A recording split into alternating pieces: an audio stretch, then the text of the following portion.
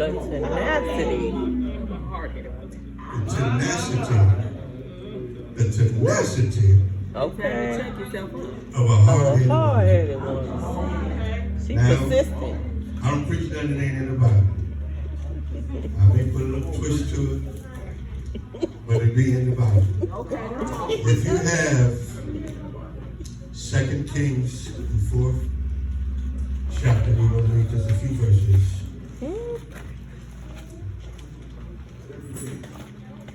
Begin reading at the 15th verse. And he said, call her.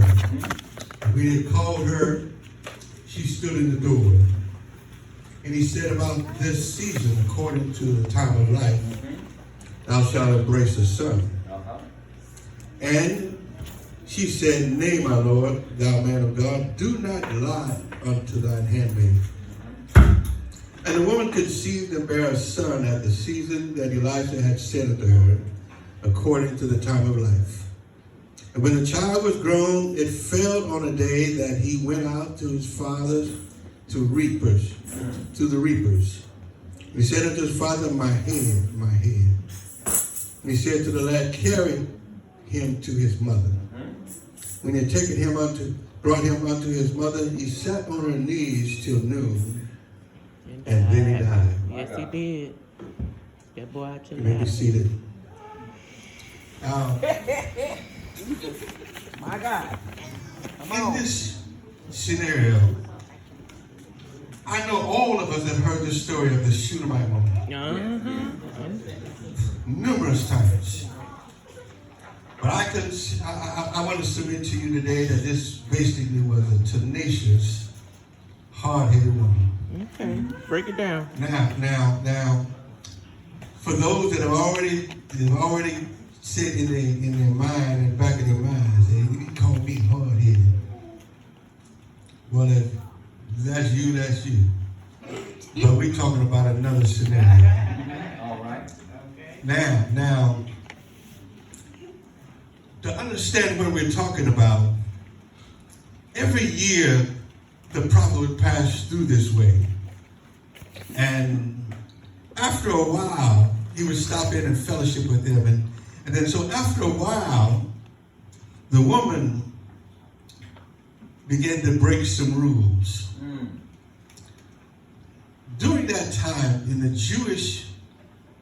Jewish way of doing things, they did not allow women to make authoritarian decisions. That's right. Even if there was a crowd of 5,000, they would say it was 5,000 men.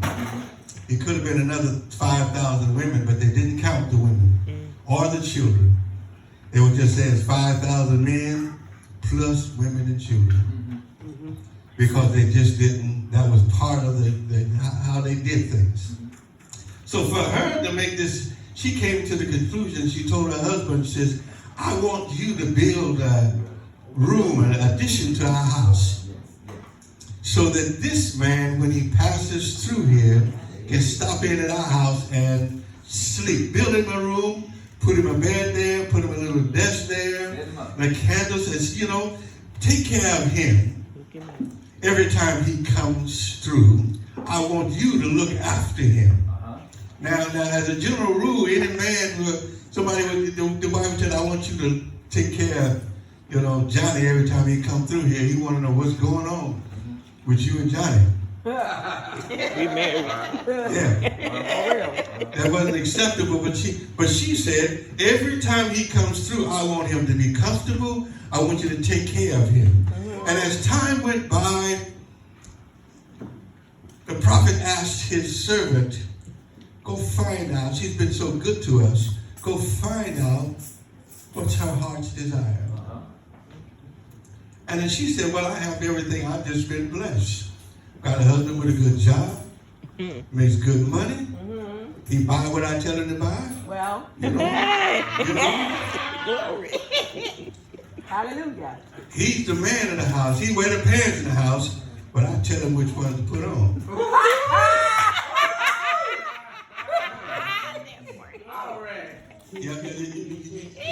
Some of y'all know what I'm talking about. Some of y'all know what I'm talking about. Now, He said, no idea.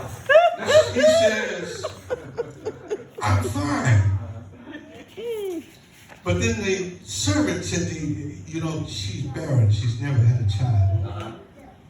She won't admit it, but in those days, if a woman didn't have a son, she was an outcast with the other women in the community. Right. Because they would say, I have 5 sons, how many you got? Right. Knowing that you don't have a son. Right. And so he said, well, this time next year, according to the season of life, Come on. you're going to have a son. Yeah. You know what she told him? Don't play lie to with me. She sure Right. did. I don't got time for no jokes. That's what she said. Don't mess with me. Right. I don't got time. Don't tell me, I've all these years that I've had a son, you're going to tell me now I'm going to have a son. Don't preacher. Don't lie to me. That's what she said. Hey. This You is know, business. if you've been wanting something all your life and then an evangelist come to town and say, God gonna bless you with your heart desire, and you're thinking, don't lie to me. Right. Because after the offering, a lot of the evangelists go back in town and deposit all your checks Right. into their account. That's right. They do. They're talking about all the prayers they're gonna send up for you, don't even remember your name. Man. My God. And so she told the preacher, don't mess with me. But the next year he came, and just like he said, she had a son. Yes. Mm-hmm. It's good to be dealing with a preacher that's gifted and anointed, and when he says something gonna happen, it happens. That's Yeah. right. You know, That's right. and like I said, I'm different. We were in Utah and they were talking about, those offerings that they have, $100 line, $50 line, and quite naturally, what they were insinuating was that if you want a $100 blessing, you could get into the $100 line. Insinuating that if you, and they would go, and I told them, I said, if I only had $3, That's right. Come on. Preach. I'd get in a $100 line. That's right. Because that's the blessing. They thought I was crazy. I said, no, you said, this is the blessed line, the best line it is. And I'm not talking about lying about your $3. I'm talking about if all I have is $3, I'm getting in the $100 line. I don't care what you say about it. Because you said this is the best blessing. God got the best for me. And all I have is $3. I'm taking my $3. I'm getting in the $100 line. That's the revelation right there. And you ain't gonna put me out. Because you said this is the best line. And here I am, I'm coming up. Come on. That's the word. That's revelation. Okay, that's a new one. That's a rhema. That's a rhema word. Because you said I'm getting in the best line.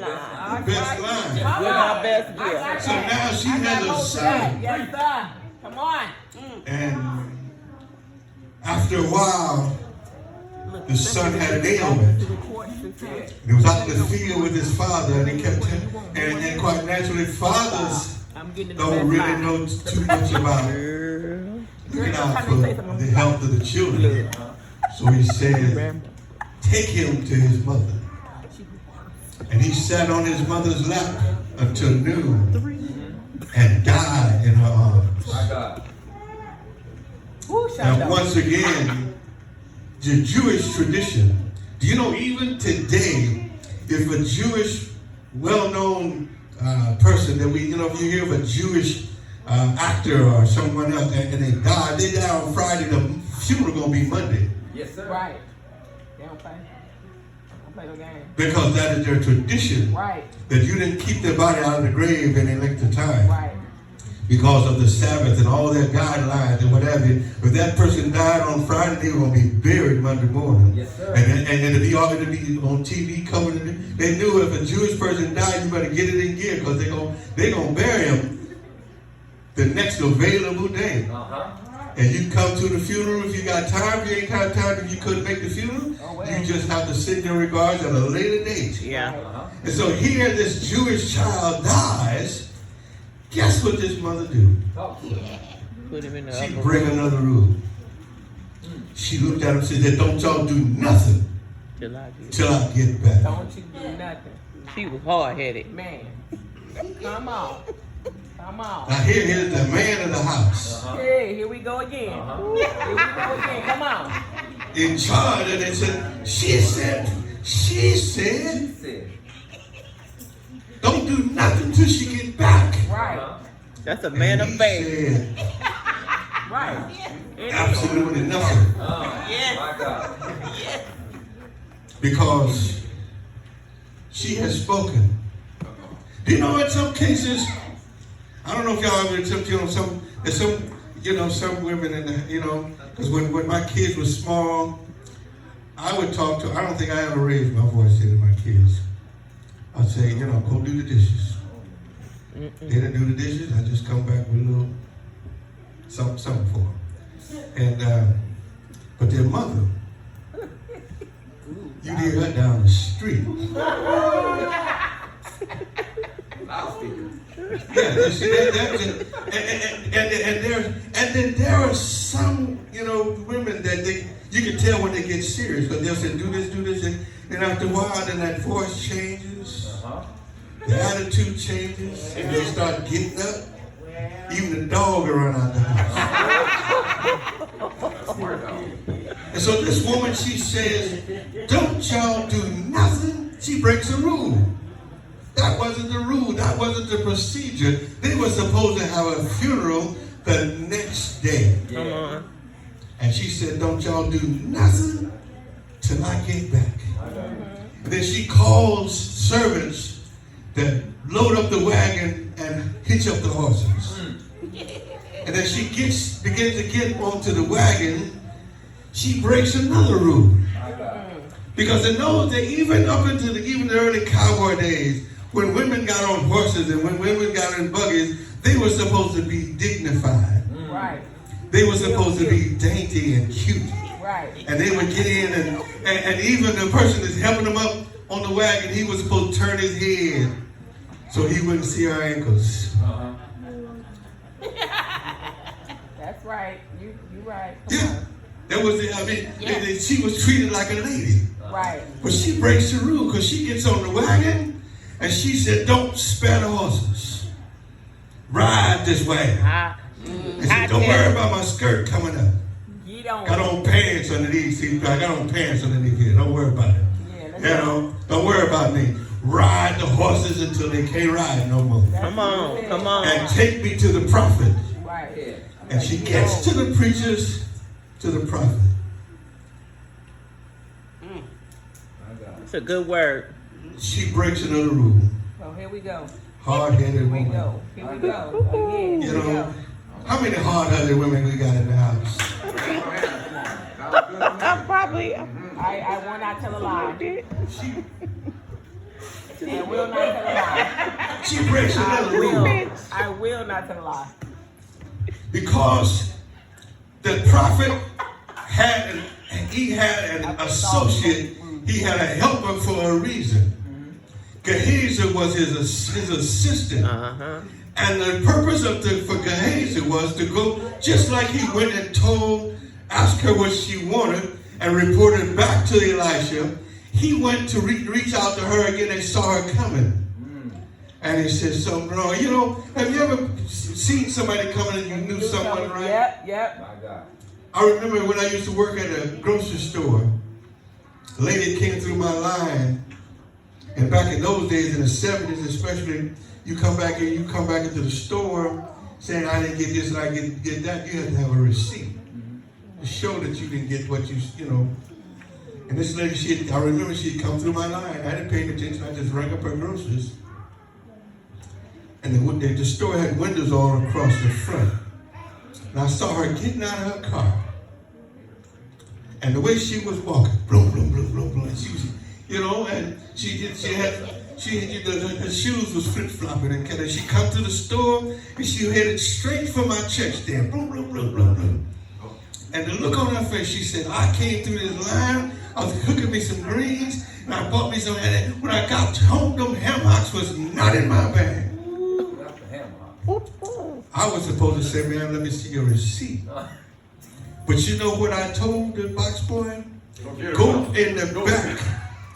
You better go. Get her some ham hocks. The best ham hock back there. I knew she wasn't lying. By the look on her face, the attitude, she was missing her ham hocks. I didn't call for a what do you call it, an override. I didn't call for an approval. I told the box boy, go back there and get her some ham hocks and let her choose what you, and That's let her the pick them word. out and then let her go on by That's her the business. word. Because those were her ham hocks. That's And the so here word. she comes and Gehazi comes to go by professional protocol in the clergy business. And Gehazi comes, ma'am, what can the prophet do for you? She breaks the rule. She said, Gehazi, get out the way. I didn't come to see you. I know what the rule is, but you didn't have nothing to do with this. I'm paraphrasing. And she pushes him aside and she goes up to the prophet and she said to him, I told you, don't play with me. Yes, Lord. I told you not to mess with me. Come on. You know that my heart desire was Come to have on. a son. Preach. And you blessed me with a son. Yes. And now that son dies, don't mess with me. Come on. You got some unfinished business to do. Yeah. Now I need you to understand. When he traveled to her house, it wasn't like going around the corner. Come on. Right. Come on. That's the reason they built him the room, so when he traveled through there, he'd have a place to stop. Right. This was at least a 1 day's journey. My God. So for her to go to him, to his house, was at least a 1 day's journey. Yeah. To come back was at least a 1 day's journey. So we can consider that the young man had been dead at least 2 days. Jesus. Well. But she said, I don't care what's going on back at the house. I know they're not doing nothing because I told them not to do nothing till I got back. So when you get back, there's going to be something for you to do. Come on. Now get in his way. Jesus. Can you imagine talking to your pastor like that? No. I mean, not like that. Mama's sick and she asked for you. And we've been looking all over for you. Now we got you. Now get in the car. Jesus. And we don't find a word where Elisha spoke against what you said. Elisha gets on in the wagon, and when he gets back, and she sits down, she says, go on up because I put him in your room. The problem is in your room. On your bed. Go deal with it. So that you don't have no other choice but do something about this. Because I told you from the beginning, don't mess with me. You done gave me my heart desire, now you're going to take it away? It's all yours. That's yours. Go up there. Jesus, come on. You better And she sits back down at the foot of the stairs. my God. Elisha goes up. Sure enough, the lad is laying there on his bed. And then now Elisha knows that he'd been dead at least 2 days. And he's probably thinking, this is not a good situation. Looks down and peeps down the stairs. She's sitting down there, ain't moving. What we going to do? Well, Elijah prays. No, not that. that's where you got to go. That's it. You got to go He's to the Father. going, no doubt he's thinking, I'm going to go tell us what he did. No, you're not. Peep down there. Don't you come down here. She'd already decided that God don't fix this thing. And in my, what do you call that? Sanctified imagination. I can imagine her sitting down at the bottom of the stairs, praying. This is this is Lord, it's in rich. your hands. It's in your hands. God, this is your manservant. Yep. Anoint him from the crown of his head to the sole of his feet. Yeah. It said, if you really wanted your leader to be successful, even if he couldn't preach, Come on. even if he couldn't sing, Ooh, if Lord. he's your leader, Come on. your prayers will boost him up. Woo. Put Lord, him in a pray for position it. where he has to perform. Because you're down at the foot of the stairs and Lord, anoint him. Anoint him, Bless Lord. him. Give him your favor. Give Yeah. him knowledge. Yeah. Set him up on high. Yeah. Bring him up to higher heights. Ah. And deeper depths. Yeah. Touch him, Lord. Yeah. And Elijah looking down and he's hearing that. We got to do something. Come on. And now Elijah beginning to think, taking deep thoughts. Come on. Do you know if the preacher started really getting serious, he started hearing things. That's right. A still small voice. Yeah. He said, do this, Yes. do that. Do it this way Yep. and do it that way. It'd be clear too. Even if it don't make sense. Right. If you do Come what on. God told you to do, it'll work out. And in my sanctified imagination, I can hear Elisha hearing voices saying, CPR. Come on. And Elijah, well, what is CPR? And he's still going up the steps. CPR. Then all of a sudden the voice gets a little clearer and says, cardiopulmonary resuscitation. Right. Come on. He gets up and he figures it out. He climbs up on the bed with the child. And according to that, you're supposed to open up and clear the passageways. And Elijah gets down on his face and goes face to face with him and breathes. Come on. Yeah. Y'all better read it. And the Bible said that when Elisha breathed good into read. his mouth, That is a good read. he coughed. Ha. My God. He coughed and he come alive. Come on. What's significant, what it is that if you really think about it, all he did was exhale. Right. And you know when you breathe in good air. Come on. And when you breathe out The bad air. Yeah. And many times because we are still breathing in good air and we holding the bad air inside, we My don't Lord. prosper.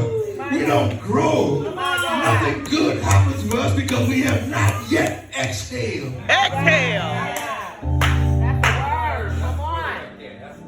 Jesus. Many times you really think about it. I'm in a bad relationship. And it's getting worse and worse. My God. And I'm wondering why it's always picking on it. And when I leave him, I get involved in another one. And this one beats on me. And don't realize that you got a target on your chest.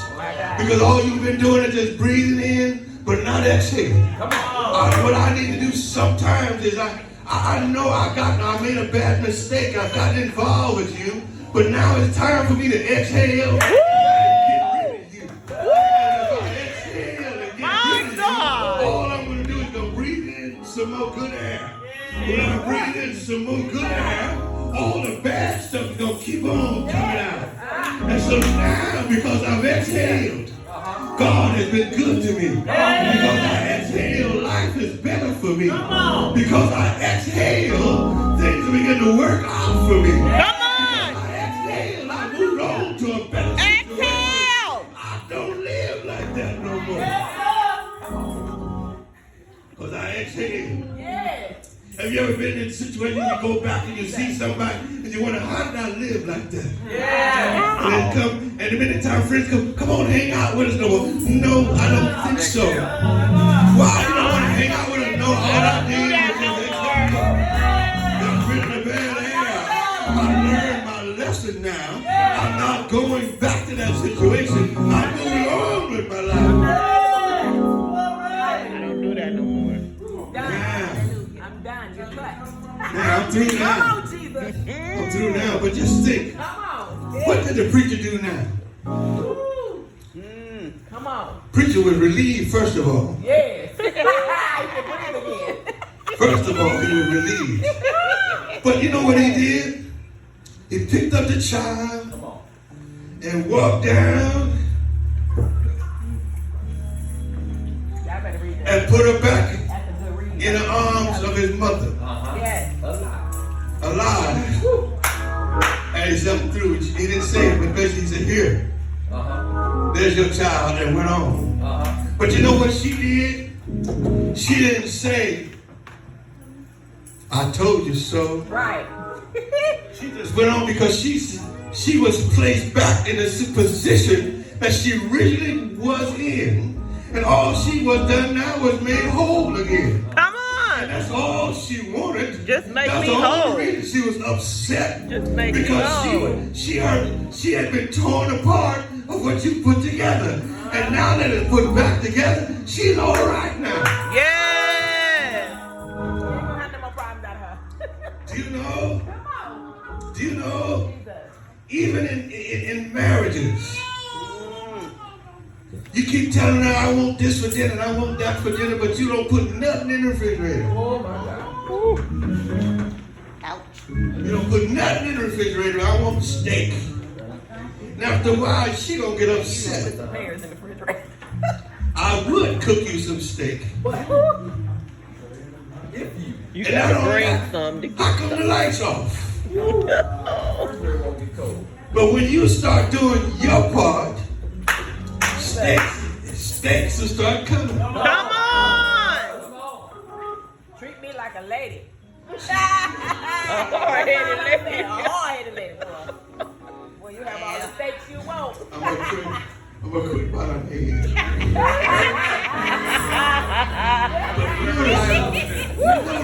Notice how that the text comes down to normal. Come on.